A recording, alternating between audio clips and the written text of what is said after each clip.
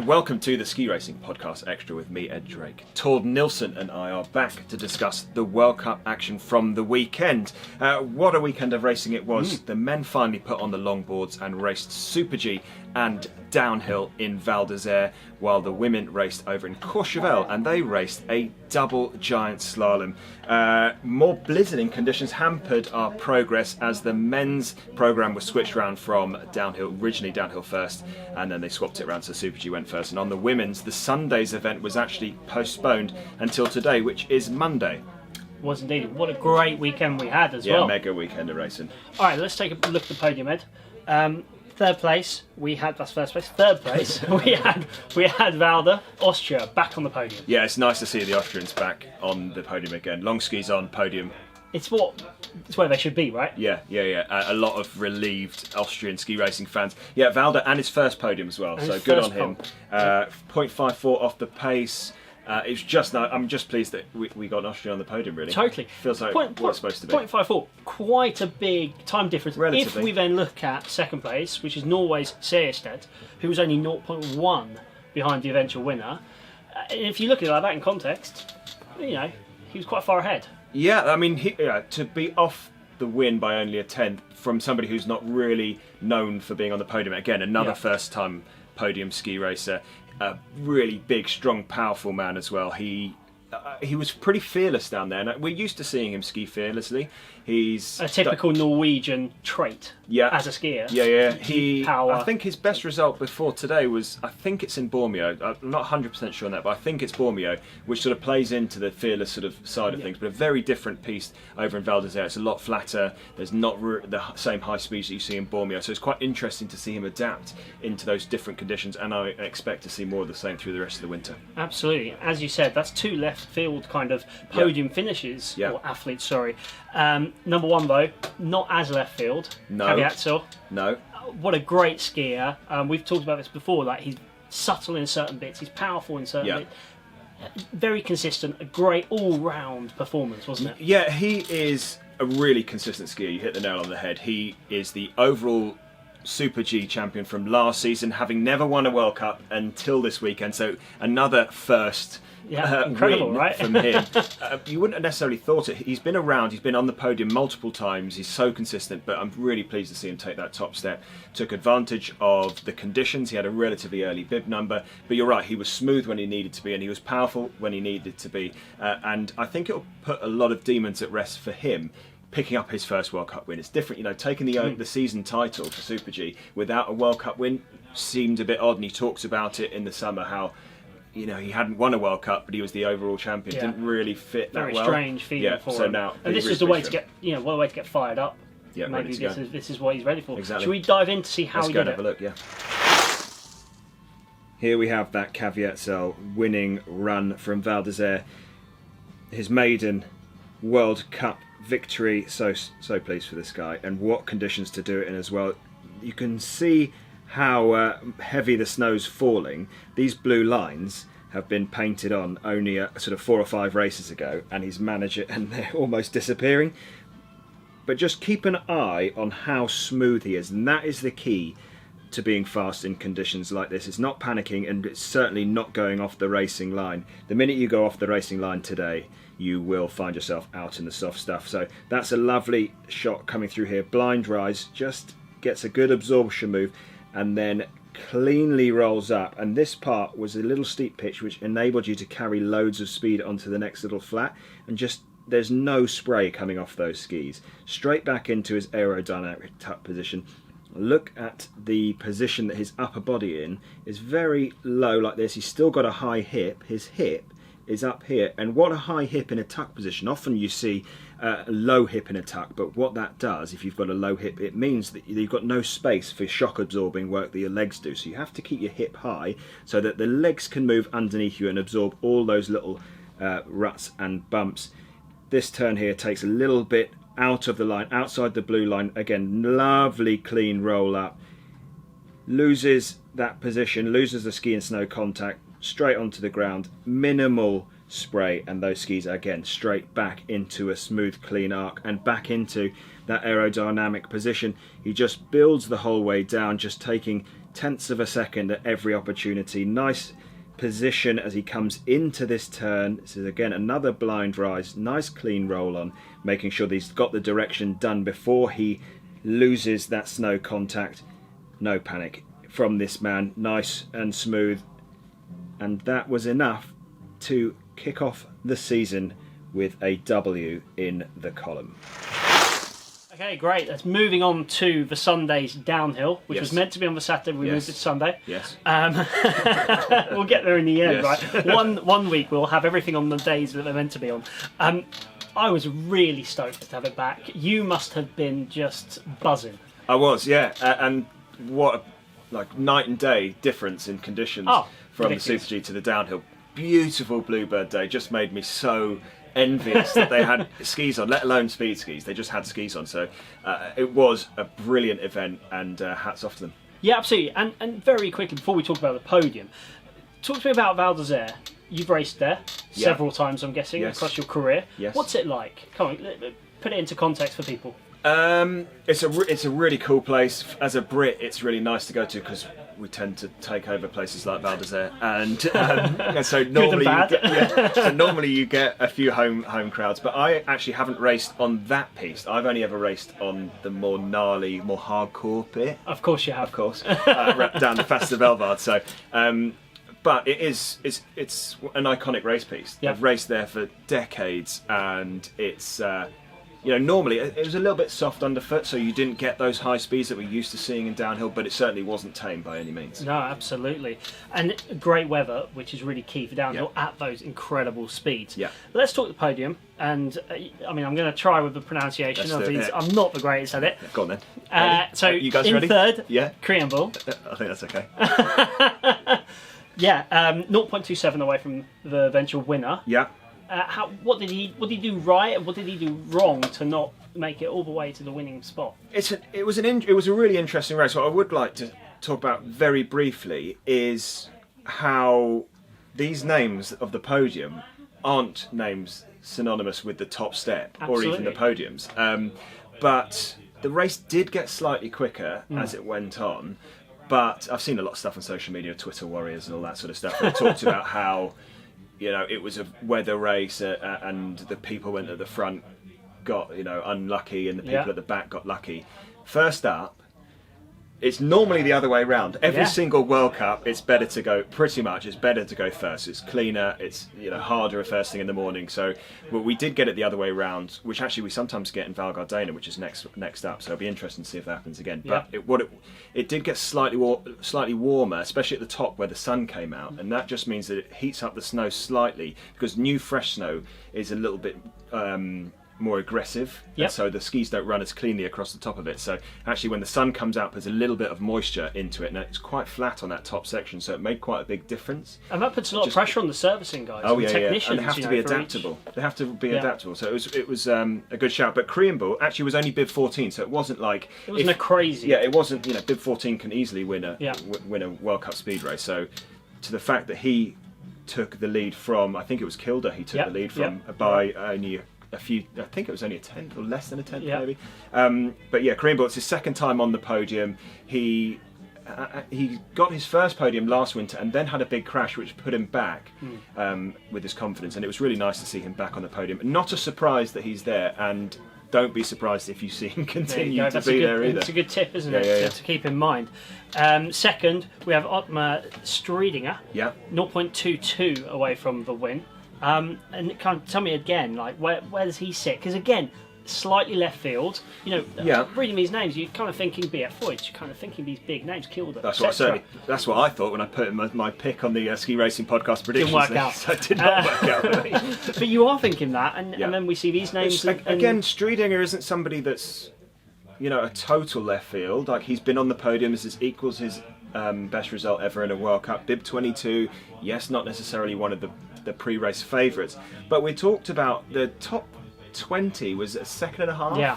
So when you're talking such small margins, anybody can win, and sometimes it takes the luck on the day with a good bit of weather, a nice bit of wind, or sometimes you just knife a turn that nobody else got to do properly, and that tiny difference is the thing that makes the difference. Absolutely. But yeah, it was nice to see him back on the podium. So yeah, and good for him. And you know what? Again, another Austrian team.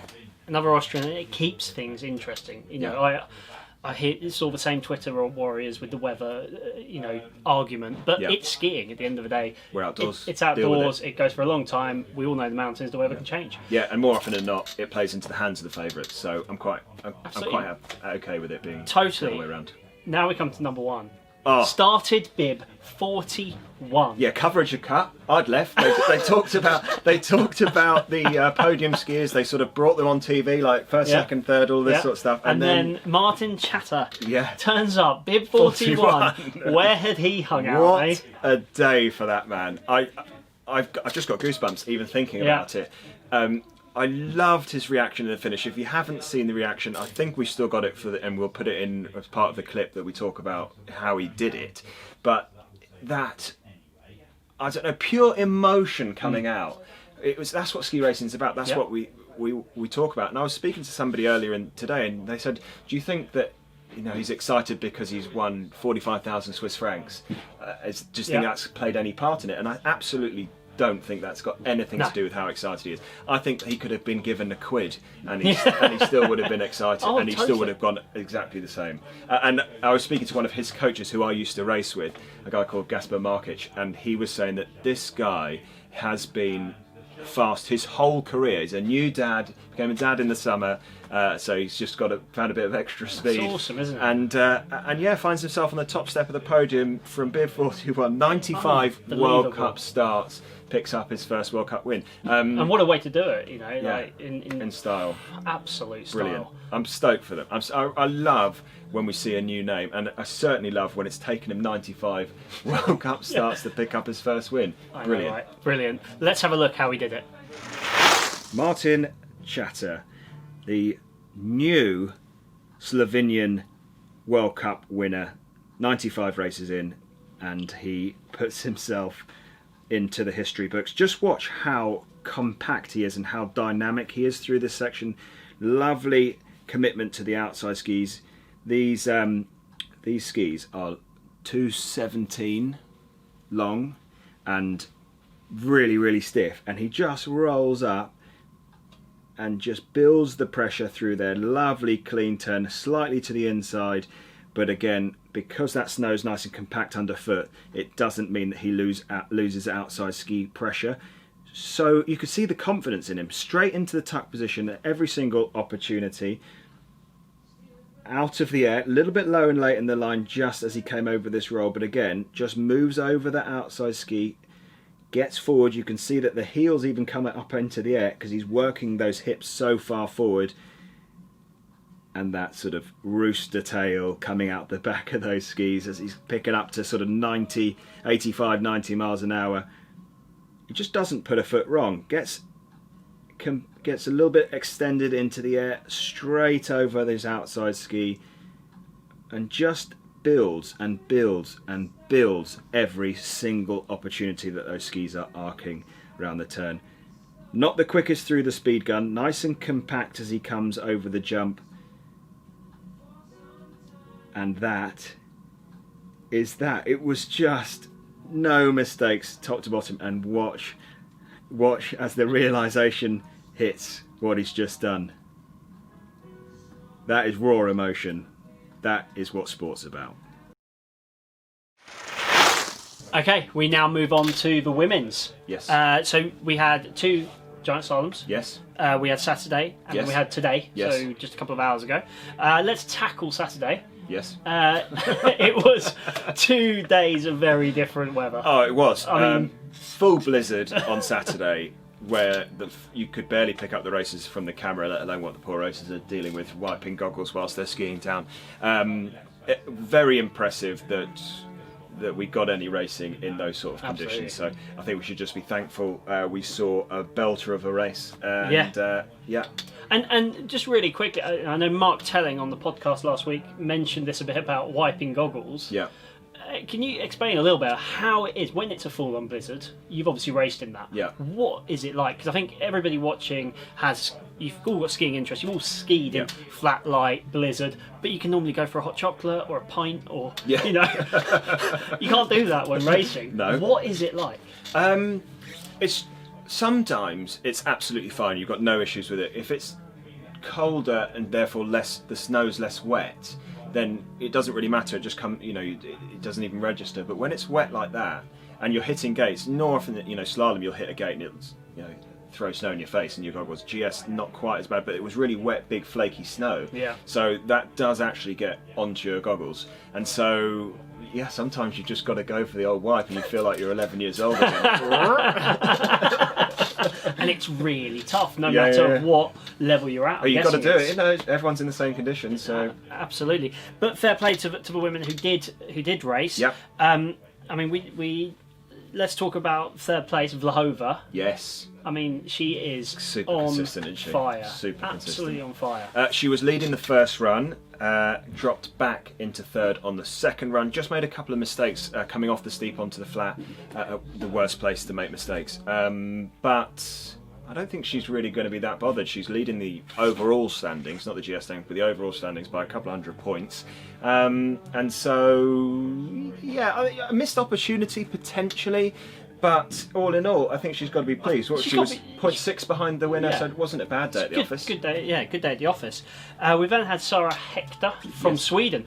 Awesome to see. 6 years since her last podium. Yeah, that's a really long time. It's a long time to keep the fire, and a long time to keep that sort of thinking back of yesteryear, like holding on to a really good memory. I've been on the World Cup podium before, I can do it again. There's only so long you can tell yourself that until there's got to be things that would have been going through her mind, like, maybe I haven't still got it. But it's so nice to see that fight. She skied really nicely. She looked like she was on rails, great technique, nice and smooth, in bumpy conditions yet again. She was so happy at the end of it as well. And 0.46 off the pace, again. Hopefully she can add to that. She didn't today. Yeah, today wasn't but she's still, I don't think she'll really mind. I think that having got back to the podium, and she put in a great performance in the parallel earlier on where she was fourth, narrowly missing out to Goot on that podium as well. So the start to the season that she would have been dreaming for. Absolutely. Number one, for those who follow the Predictor League, we're very happy because we both picked. You need those points. So do you, after I'm minus more of yours. Bassino took the win. Yes. And she skied tremendously well in the conditions. Yeah, she was, again, another lady that was really, we'll look at it in detail, but she was really smooth. She picked up, at that point, that was back-to-back giant slalom wins. She was leading the giant slalom standings, and she's just become... last season she picked up a few World Cup wins. She looked like somebody that was going to be able to challenge, but actually you weren't too sure. You were talking about Vlhova, you were talking about Brunoni, you were talking about Shiffrin, and now the first name in women's GS skiing is Marta Bassino. And Vlhova maybe at a certain degree, but Bassino's just so consistent. I mean, I would say definitely right now, I would pick Bassino over Vlhova if they were racing again tomorrow. There you go. But yeah, so back-to-back GS wins. Can't be bad. It can't be bad, so let's have a look how she did it. Marta Bassino's winning run. So she was in second place after the first run. And this was how she picked up back-to-back World Cup victories. Look at those conditions in Courchevel. So difficult. Don't underestimate how difficult these conditions are to race in. You can see that there's barely any blue dye left. The snow is so changeable because you've got fresh snow, injected snow, you've got everything thrown at these races. So when you win on a day like this, you are easily the best skier on the mountain. You can just see how high she's working to try and get that hip up at the end of the turn, so she gets a little bit towards the inside, then the pressure comes towards the outside ski just here, and that hip movement is coming up this direction.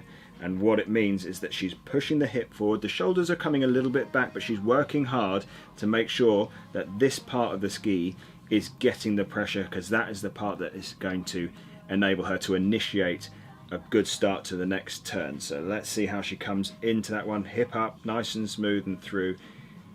Lovely position, just getting pushed back a little bit But because she's worked so hard to get onto the front of the ski at the beginning of the turn, means that she's got a lot of space to do movement. If she starts the turn in the back seat, you can only go back. There's no space. You run out of space. And so this is coming off that initial steep onto that mid-flat, getting bounced around, but showing that if you're in a good position when you're getting bounced around, you're able to negotiate them without losing too much time. Stays high, stays early, comes over onto that steep, a little bit bounced around, but again, just making sure that she's moving forward onto the skis and isn't chucking them sideways. Even though she's getting pushed away from the ideal racing line, she doesn't panic, she doesn't chop them sideways to get back on line. She rides it out, she makes sure that she's able to move onto the top of the new outside ski. This is coming off the steep and onto the flat. Most important part of the racetrack here as she comes across, just cheats the first part of the turn, but what she does do is when she does go to the pressure, it's a clean edge angle. Now off the steep, onto the flats, carrying really good speed through this banana gate, and then starts to risk, starts to take a bit more of a direct line, fights her way through to the finish, and that is Marta Bassino picking up her second World Cup victory. Okay, moving on to today's race, which was a cracker. Honestly, I was watching this and I wanted to be there skiing. It was Bluebird, it was beautiful, everything was perfect. Fresh tracks after that, like 2 days of dumping right? snow. I was just sitting there going, why am I stuck in London in the rain? In the rain. Yeah. And one thing I think we both noticed was the women were pushing, and we saw that from the people crashing out. Robinson and Lahova, both making mistakes. It looked like they were really pushing. The thing that was especially tricky today is because we've had all that fresh snow. Again, like we talked about earlier in the programme, the snow conditions are so changeable. So some turns you've got injected ice that is as slick as it could be, and then the next turn or the next part of the same turn you're in softer rutted conditions. So what it does do is mean that when it's really icy or really and ice can be grippy, but especially a grippy ice, you can get away with bad technique because you've got a load of gravity behind you, and as long as you've got a half decent position, you can get away with a suboptimal, not the greatest looking position because you've got everything working with you. But when you get softer conditions, you lose that purchase on the outside ski, and therefore going inside's really easy, or you got overcommitted and you actually end up bouncing over the top and sort of high-siding yourself. So really tricky conditions. You can't just have one gear when it comes to this sort of skiing. Yeah. And that is, I think, the first kind of Bluebird day they've had as well, properly. Yeah, I can't think. So, they've been skiing in a lot of tricky conditions. Tricky conditions. They're now onto Bluebird, and a lot of the girls were pushing, which is great to see. Absolutely. Let's look at the podium. So third, we had Ben Clark's favourite, which I love the fact that he predicted for the other race, Tessa Worley. Yeah. So Ben Clark, who is on the Ski Racing podcast, so make sure you listen to the podcast if you're only watching this. And his go-to pick is always Tessa Worley. He's picked her in every GS so far this season for the win. Yeah. Nowhere near the win. He picked her for the first race of this weekend, and then went, okay, I can't do it again. I'm not going to pick her. So he didn't pick her. He picked somebody else. She DNF'd, and Tessa Worley gets back on the podium. Ideal. Oh, brilliant. But it was so nice to see her back on the podium. And actually, the top of her run, so up until about halfway before, so you've got the flat at the top, then you've got a small pitch, then you've got another flat before you go onto the main steep. And the first half of the run, she skied so nicely. There's a slight fall away left to right foot, and she just was knifing turns left, right and centre, and it was like the Tessa of old. So promising signs, and Ben, I'm sure, is going to be picking her from here until the end of the season. Maybe he shouldn't. Which I feel really sorry for her, because that means she won't be getting a podium. Yeah, added pressure, thank you. Right. Second place, Brownie. Yeah, I mean, and she went inside. So she was absolutely, again, ripped the top 2/3 probably, fell inside just about as she was coming off the steep and onto the flats. Somehow gets back up and still ends up taking second in the Women's World Cup. It was great fight, great power that she showed to get back up. She did finish 0.82 off the pace. Absolutely. Mostly down to that. She would have pushed her all the way. Bassino ended up coming out on the second run. So that kind of left the door a little bit to our eventual winner. And I'm so happy that she looked so happy. She was. I don't think she could really control her emotions. To be honest, Shiffrin absolutely. It was tugging on the heartstrings today. Her first win since her father passed back last year. So it's nearly a year to the day. Day that she last won a World Cup, and it was one of the most emotional times that I've seen anybody on tour. And she looked very nervous. It was interesting actually. So all weekend we've seen glimpses of the Shiffrin of old, some really beautiful, dynamic, aggressive skiing that we're so used to seeing from her, and then a little bit of a timid sort of few turns, which is uncharacteristic for her. So the second run looked a bit similar. She would have known that Brianoni had was in the lead, but she'd fallen. She would have known from her coaches that she had that mishap on the steep, so she would have known that the door is open.